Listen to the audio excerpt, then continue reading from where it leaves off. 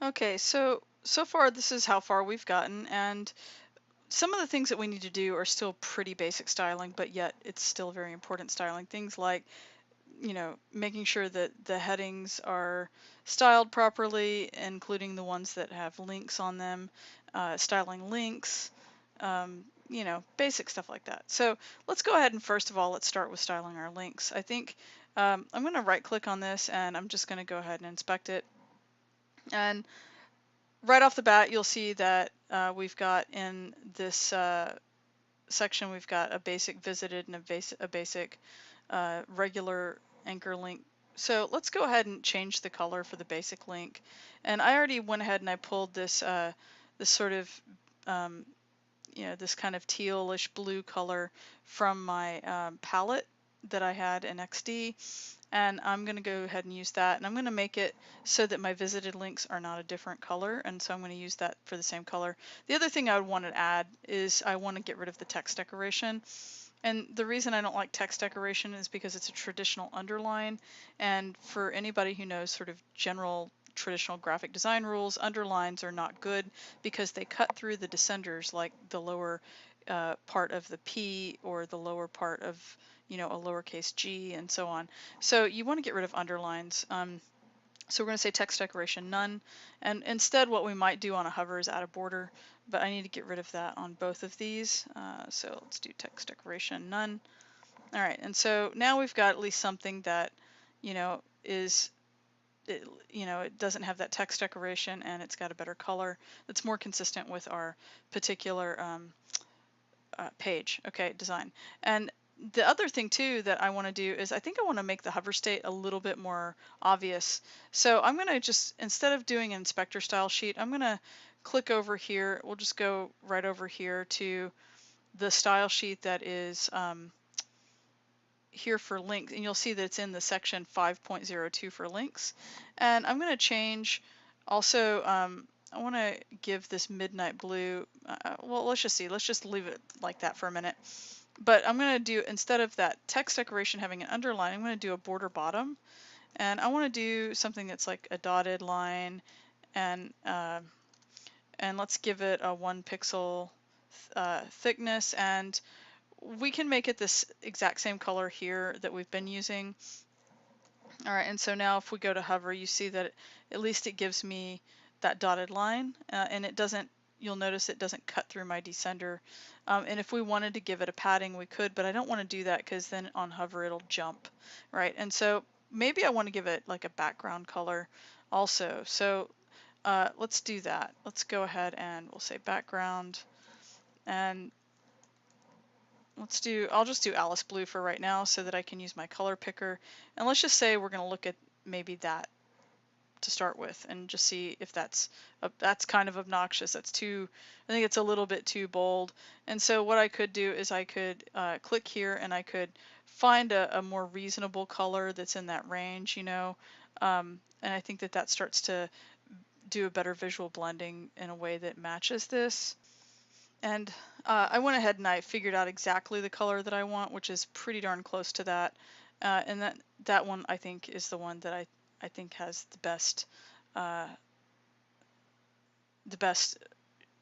way that it looks whenever it shows up. All right, so I kind of like that. And then I don't know about this midnight blue. I'm not sure if that's the color I want. I think I want something that's in this teal range but much darker. So I could just take a sample of it and I could pick from that teal, but then maybe pull it down much darker somewhere in that ballpark. And I think that might be a little bit better in terms of the way that the hover state ends up looking, especially on the bigger ones. And again, if I wanted to find this exact color, I could also go to my XD palette and I could pull from that. And so pretend like you watched me do it. So it's very, very close, very, very close. And so I think that's pretty good. And that way you don't have to watch me do it. All right, so I'm pretty happy with that. And if I wanted, I could literally just take this whole thing. I'll just copy this whole section right here. I'll jump over to Dreamweaver. Oh, look what's happening right there. We'll fix that in a minute. But let's go over to Dreamweaver and let's find, let's see, section where the links are, 5.02. So we'll go to 5.02 and we'll jump to the next instance of that, and here we go. And I'm just going to take all of this, I'm going to paste right on top of it, save that, we'll upload that, and we can do a test with our refresh and make sure that everything's stuck, and it did, so I'm pretty happy. That looks okay. All right, now the next thing that I noticed is, see how this is hovering now up here because it's just applying to all the links. I need to right click this and inspect it, and it jumps over here to an image. All right, and if I take a look, it's under this site branding and it's inside of this A tag, and if I click on it, it's just showing me the image. But if I look at the anchor tag, if I click on that, see how it's highlighted off to the left side in blue. All right, right over here it's highlighted. All right, so that's showing that that's where the element is appearing.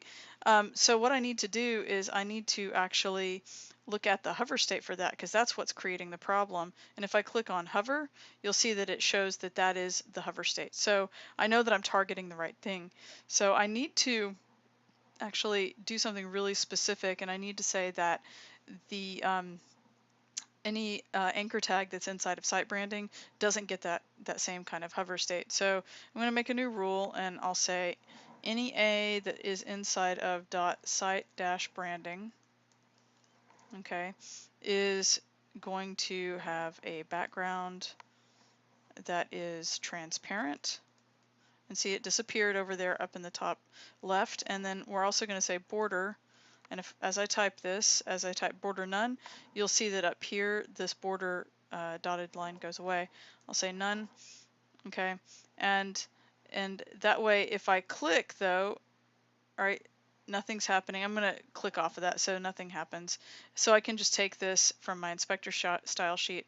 I'm gonna copy this and I'm gonna go put it in here. And I'm gonna go ahead and keep it inside the link area, and I'll put it right there after all of the other A's since it's a special anchor link. And I need to upload it, make sure that that gets taken care of, and we'll do a refresh. And then when I hover over here, you see that it's fine. And it will allow me to still just click and go directly back to that main home page. All right, so that's working just fine. And now it's not being weird anymore. And so that was one of the things that I needed to deal with. The other thing that you'll notice is that I want all of my titles to have like the same color, and I want them to have the styles that I want them to have, and so on.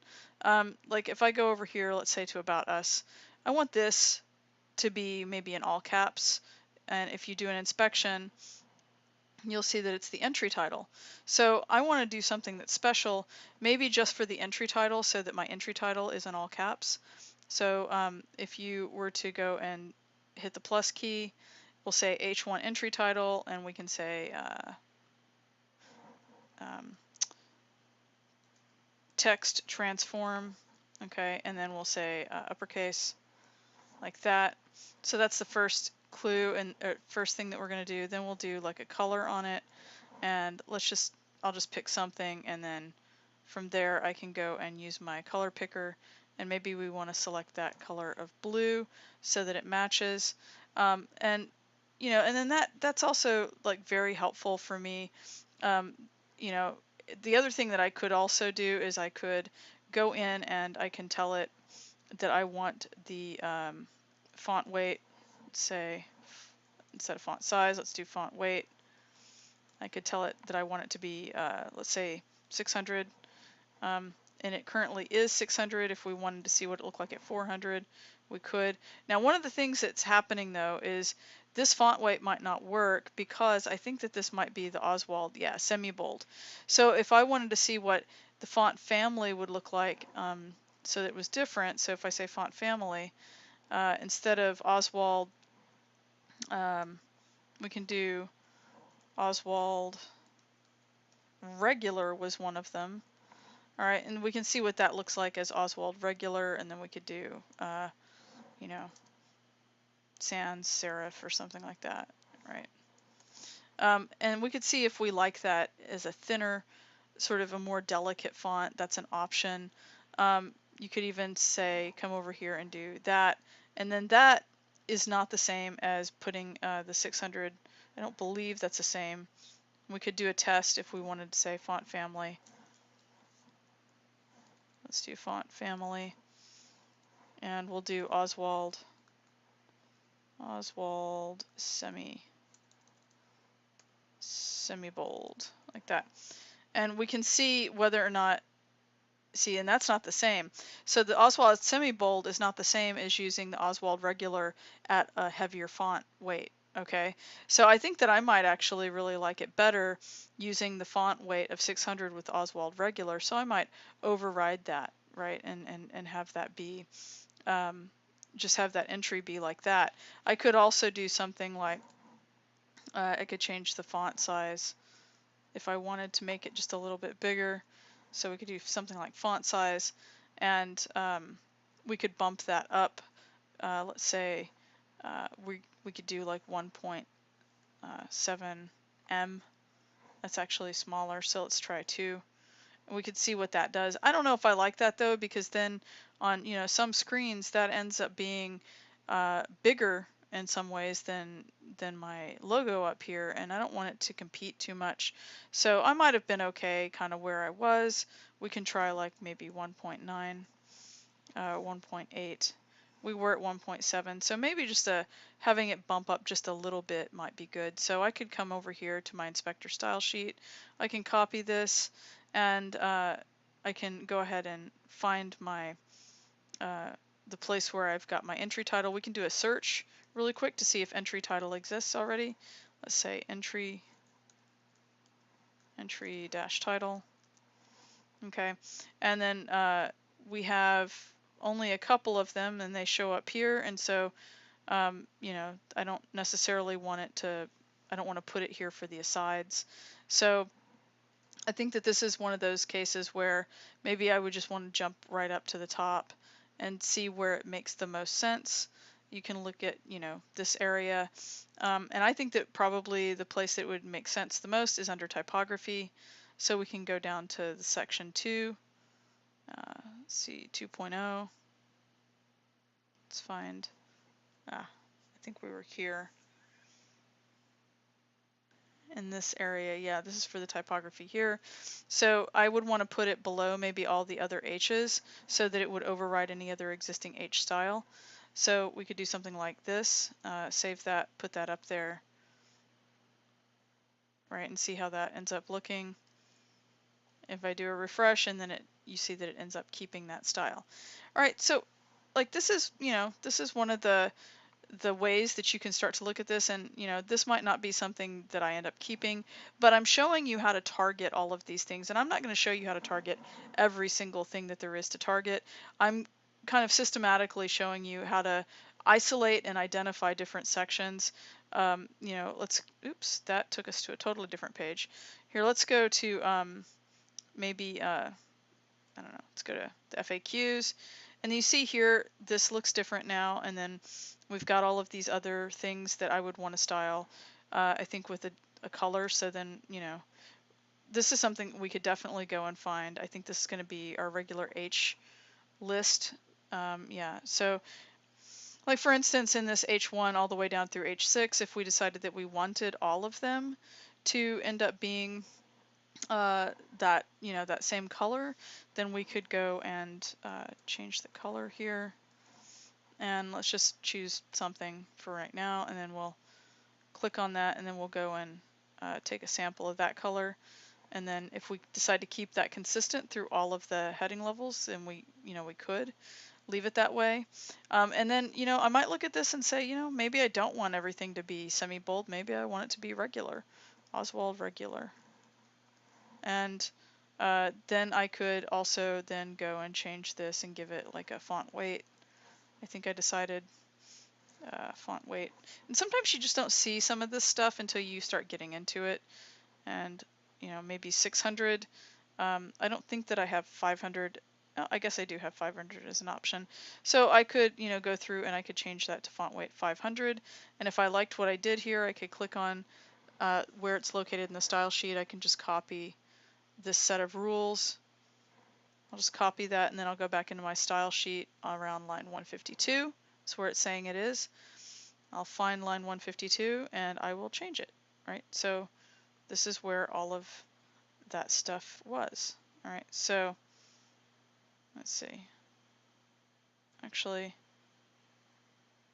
no, it was up here actually. Let me see what's going on here. This is, yeah, style sheet. Oh, this is, I copied the wrong thing, my bad. So copy that from line 165, my mess up. All right, so if I come back here, like I said before, line 165, and I just paste over that, save that, I can do an upload. Let's put that up there. And then if I do a refresh, it should all stick and we're good. Okay. And so, you know, you can make a decision about how you'd want to keep all of that. And another thing that you'd probably want to go ahead and do is style block quotes. And there's a good page formatting, well, formatting page that you can use, but since I changed this menu, it's kind of hard to find some of that stuff. So I'm going to do a really quick search on this page just for a search bar. And you see here, you can, if you click through your search options, you can find the search bar. And I'm going to type in the word block quotes. And remember, I just searched the page by using on a Mac Command F, on a Windows it'd be Control F. Anyway, so I'm going to do a search for block quotes, and it will find pages that use block quotes. And so here, for instance, I'm going to go ahead and click where it says page markup and formatting. All right, and it gives me all these different things that I can see how to format and what they're going to look like. And then here I've got a block quote, and so I can see what it would look like to actually style this. And so here's where we could start messing around with it, and I can click where it says block quote, and we can start fooling around with this. And you'll notice too, well, let's not do Q, let's do right here, block quote. Oh, went away. Okay, so what I'm going to do is I'm going to first of all change the color of it. So let's just do that, and I'm going to do this color so that it stands out a little bit and is a little bit different.